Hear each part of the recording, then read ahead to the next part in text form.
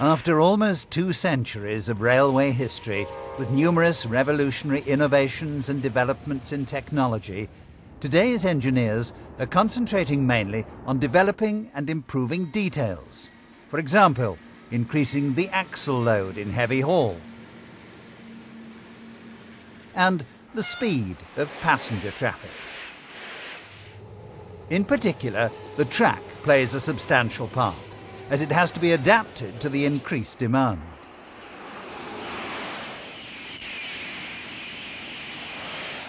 Despite the stormy and speedy development of the railways in the 19th century, trains had to travel slowly and noisily over the rail joints. During this period, the chemist Hans Goldschmidt experimented and conceived a revolutionary method for joining rails by welding. The Thermit process was thus invented, which is utilized all over the world, enabling higher speeds and levels of ride comfort to be achieved.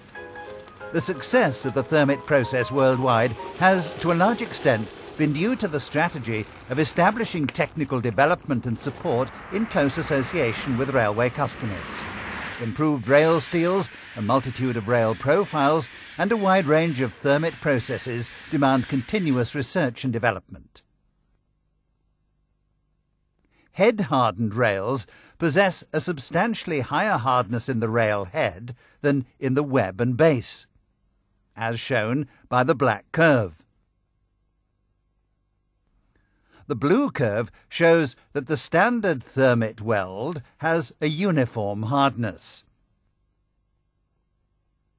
With the high-performance weld, a hardness distribution is obtained which compares with the head-hardened rail itself.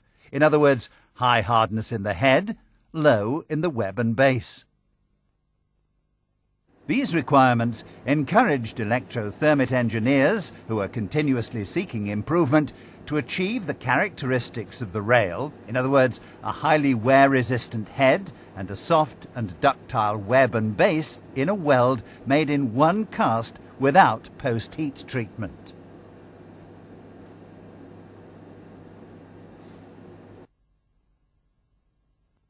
Now, the solution. The secret of the high-performance weld is hidden in this small metal container. Welding is performed in the same way as with the SKV process. The equipment and operational steps are mainly identical. But what happens inside? First, let's follow the operations in real time.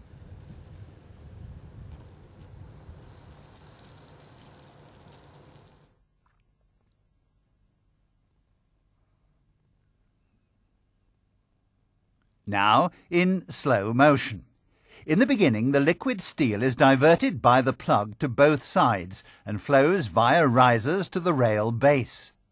The rail gap starts to be filled. The metal container melts, the alloy inside mixes with the liquid Thermit steel exclusively in the area of the rail head. What did we achieve? Quite simple. The weld in the area of the rail head and in the area of the web and base now possess the same characteristics as the rail, however, without the need for additional time-consuming heat treatment. All other operations are performed according to our qualified SKV process. The welders don't have to get used to new operational steps, with the advantage of eliminating faulty execution.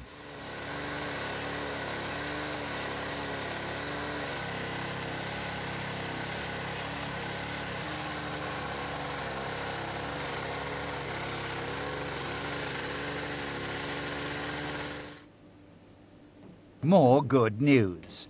With the high-performance weld, it's no longer necessary to store various grades of Thermit portions. To weld the various rail grades, 4 different portions are required when welding according to the SKV process. Whereas only 1 single portion and 4 plugs adapted to the rail grade are required when applying the high-performance welding process.